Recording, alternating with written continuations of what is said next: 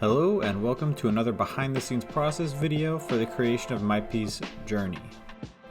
I was originally looking for cool bird reference images on Unsplash when I came across this guy, which is a picture of something called an oystercatcher, and he's running on the beach kind of slyly looking back at the camera. Something about the bird's position, the color profile of the image, the way the oystercatcher's eye just looks in general. These birds look crazy, their eyes are nuts, brought to mind occult imagery for me. So, based on that, I decided I wanted to mix graphic, geometric aesthetics, like a purple moon and some other things, with representational imagery from the reference image. Per usual, I started by drawing in the background with my handy-dandy Caran Neocolor II water-soluble wax pastels. I love these things. I've been using them like crazy. Really rich colors. You can put down really nuanced watercolor effects by laying down all the colors you want first and then activating them with water. Mwah! Love these things.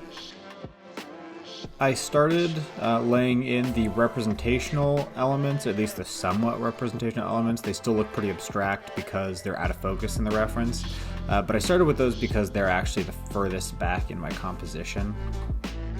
So when I am activating the pastel that has been drawn on with water, I like to try to stick to areas of similar color or tone when I'm putting in that water and activating it, because that way I'm not mixing colors from one area with colors from another and ending up with something a lot muddier. So what I'll do is activate all of the areas of similar color as simultaneously as I can, wipe off the brush as quickly as I can, and then go back and kind of try to bridge the gap between two areas of differing color to make a smoother transition between them, as smooth a transition as I can, while still keeping distinct areas of color.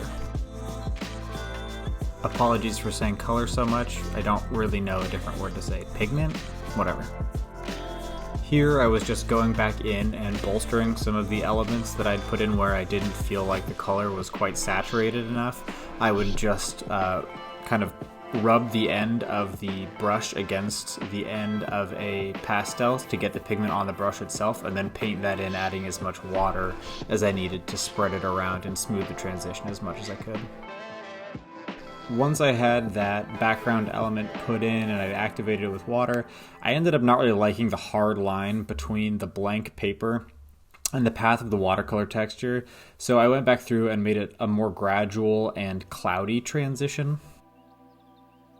From there, it was finally time for me to put in the big purple quote-unquote moon, is how I thought of it, centered around the bird's eye itself. I made sure that was kind of the center of the circle of the moon. That's because I really like the way this color of purple, this shade, tone, whatever, really complements the eye and the beak of the oystercatcher bird.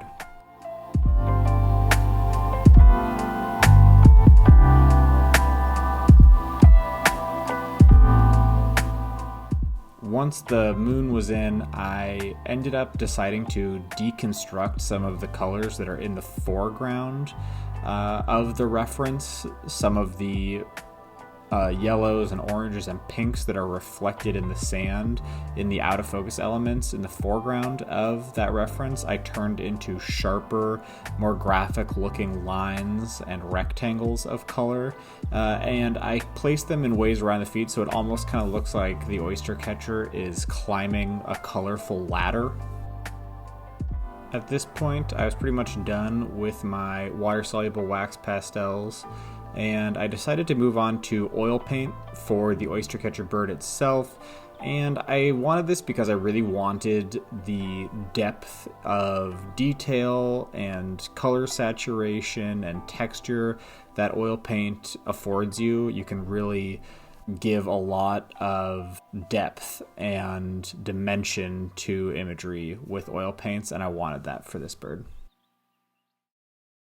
So I start that process off by picking out the colors that I'm going to end up using in the painting itself, and I kind of try to group them by what area of the painting I'm going to use that color in. Sometimes it's in multiple areas and I'll kind of put it in between, but I just kind of vaguely group them like that to start out with.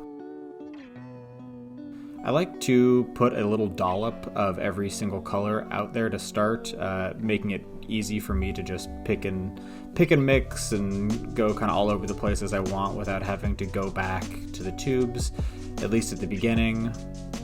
So over here is the beak and eye, and here are the grays of the body. Here are the darks that I'll use in the body and legs. Here's the purples and reds that I'll use for the legs. And here's the medium that I'll use as a mix of linseed oil and Gamsol, and that will help you just kind of loosen and thin the paint so that it's easier to work with. I started off with the beak and eye, both being of similar color, using a lot of deep cadmium reds, alizarin orange, one of my favorite colors to use, and cadmium yellows, among other things.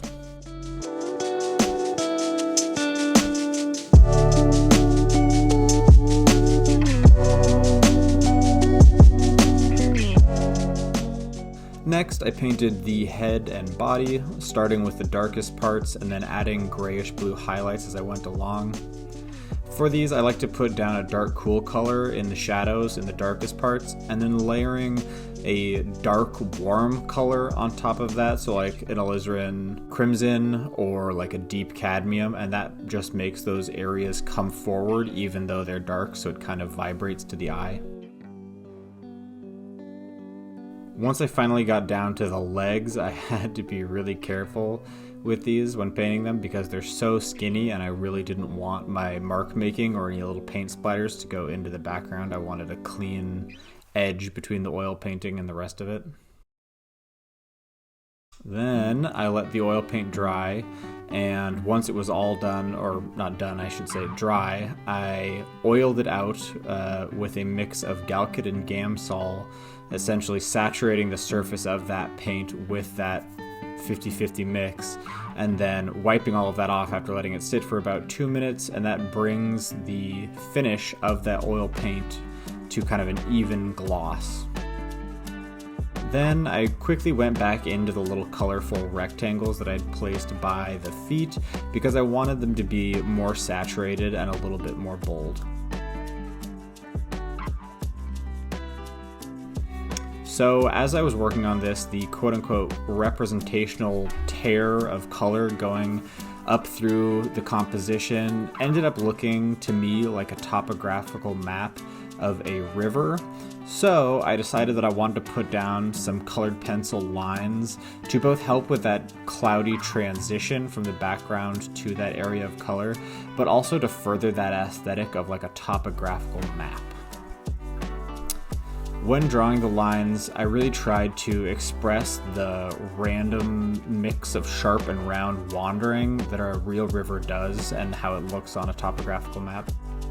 This combo of the bird running up a color ladder towards a purple moon overlaid on top of a colorful topographical map really made me think that this guy was definitely on a journey, and that seemed like a fitting title for the piece. And that wraps it up. Thanks so much for joining me again. If you are viewing this in July, thank you for being a patron, and I hope you enjoyed the early access. If you're viewing this 6 months later, I hope you still enjoy it. Thanks for watching. Like, comment, subscribe if you feel like it, or don't. Bye.